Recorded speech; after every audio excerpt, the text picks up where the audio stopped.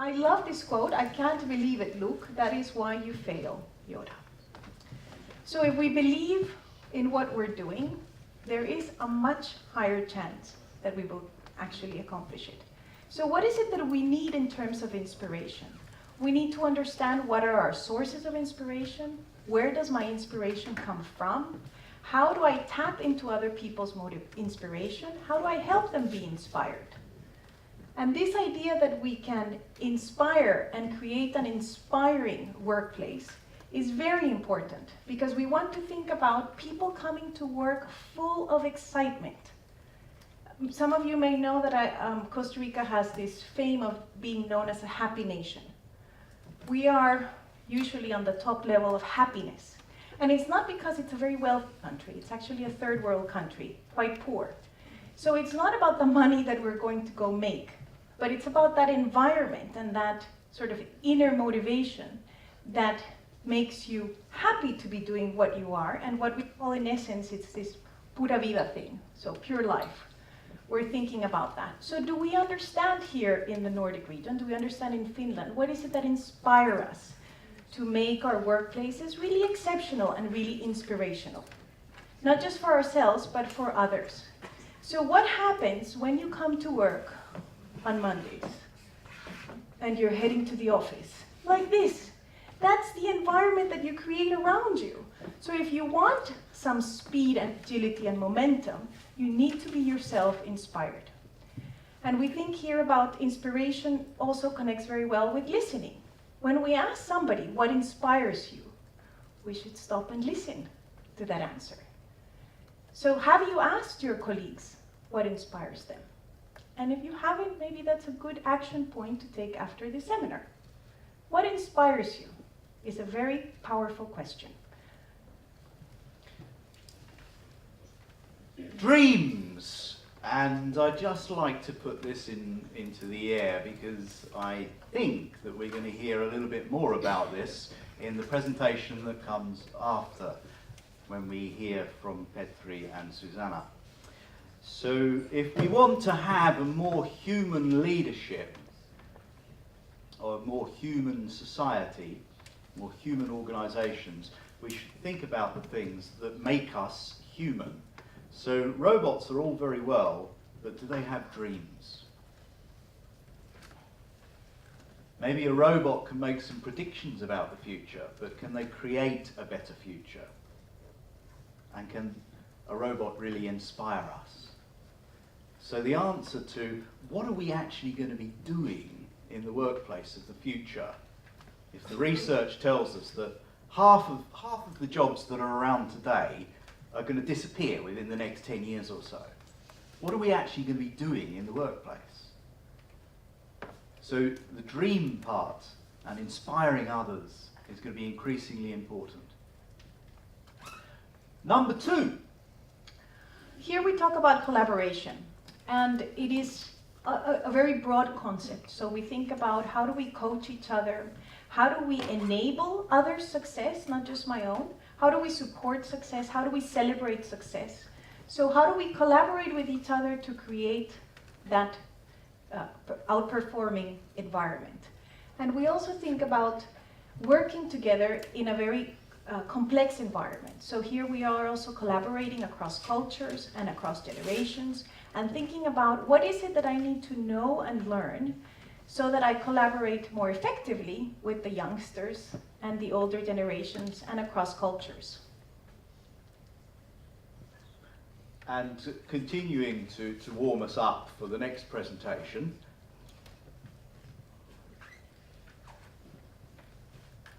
there might be somebody in the room that could comment on this better than me, but I believe that Google had a project where they Googled themselves to find out what is good leadership in their organisation. What do Googlers want from their leaders?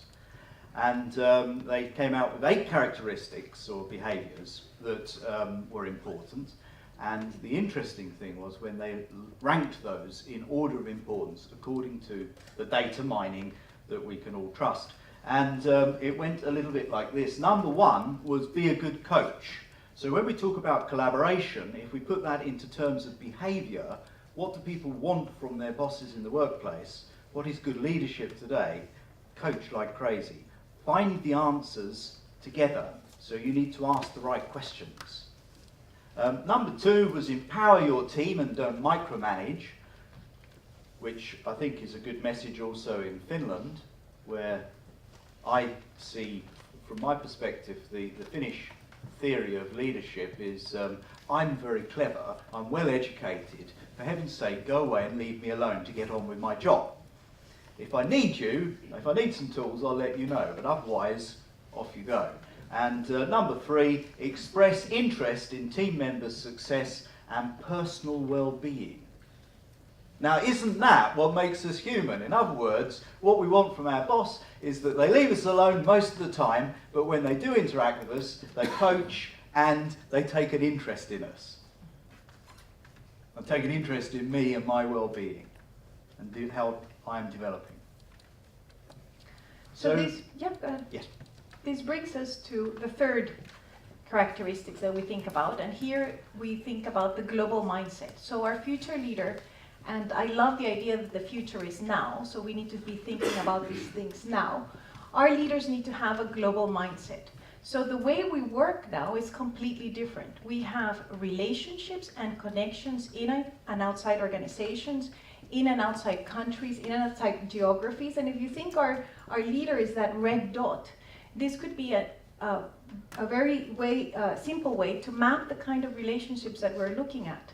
So from partners to service providers to clients to temporary people to outsourcing partners, etc. The way we build relationships is much more complex and requires more of a global mindset.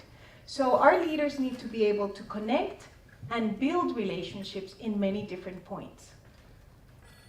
So to build relationships across also cultural barriers, and those cultural barriers could be the age and generation differences, they could be professional barriers, they could be also geographical barriers, but they could also be thought of in terms of intelligences. So in Penty's presentation he was talking about the leaders to use multiple types of intelligence. The leader of the future, who is global, agile and intelligent, needs to be able to move around these 4 worlds of culture. Need to work in the rational, logical, factual-oriented world, but also at the other end of the pole in the emotional and relationship and connecting area. And then also, if we look across the diagram, the other worlds of culture, the leader needs to be able to work in the pragmatic, effective, getting things done world, but also in the holistic, networking, paradoxical world. And all of those worlds of culture are present in the global, agile, intelligent organization, across geographies, across time zones, across functional cultures, and across generational cultures.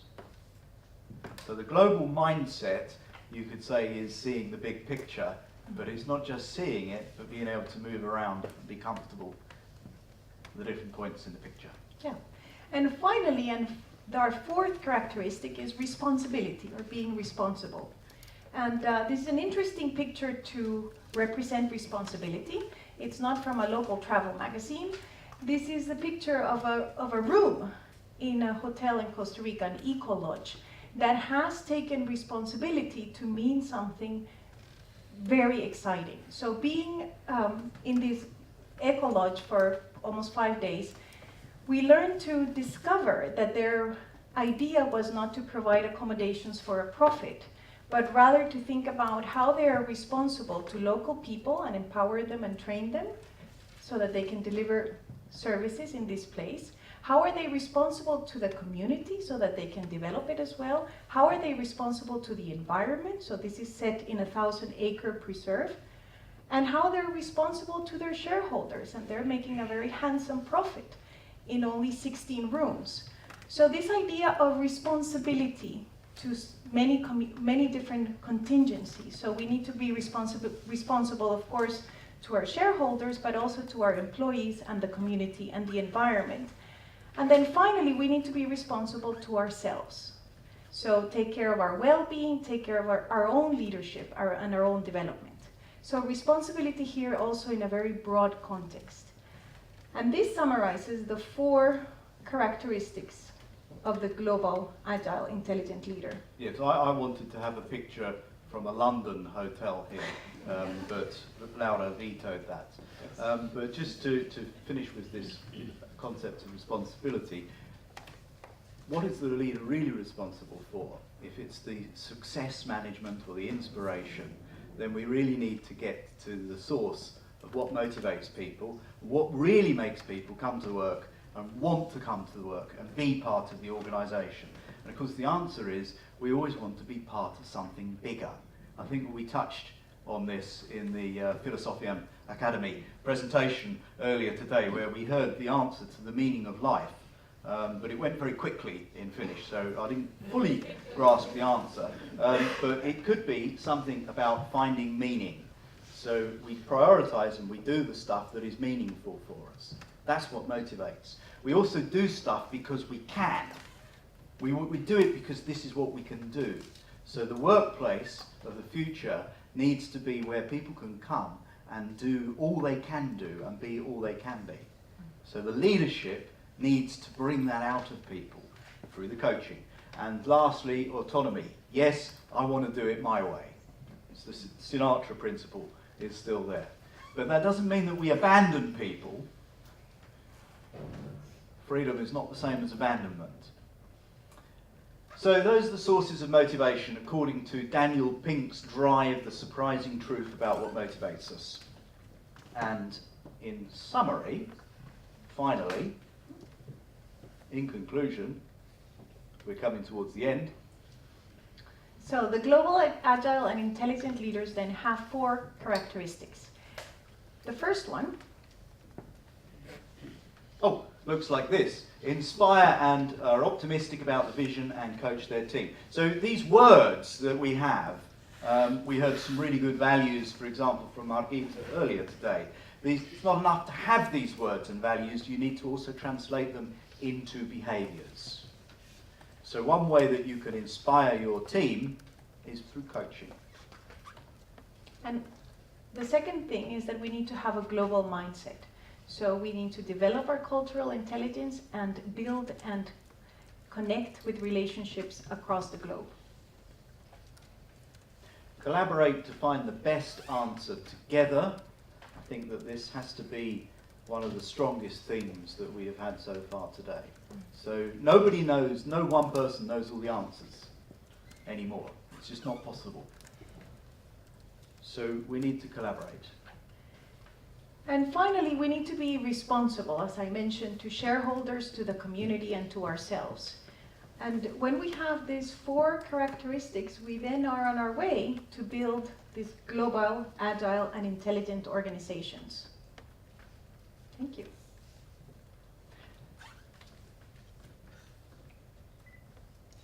Before we go to the next speakers, while we're setting up for the next presentation, we would like to finish our presentation by asking a question to you. So we've been asking questions and making comments on Twitter to the presenters so far. We asked questions like, what do we need to change in society? What do we need to change in government? What do we need to change in organisations? What do we need to change in our leadership to take us to 2020? So the question is, what are you going to do? So you can discuss with the same friend, or a new friend if you can find one, what behaviour do you need to change to become a more global, agile and intelligent leader? And here we would like you to think very concretely about the behavior. If we think that it is inspiration and responsibility and a global mindset that are creating these intelligent leaders, what specifically do you think you need to change? What behavior?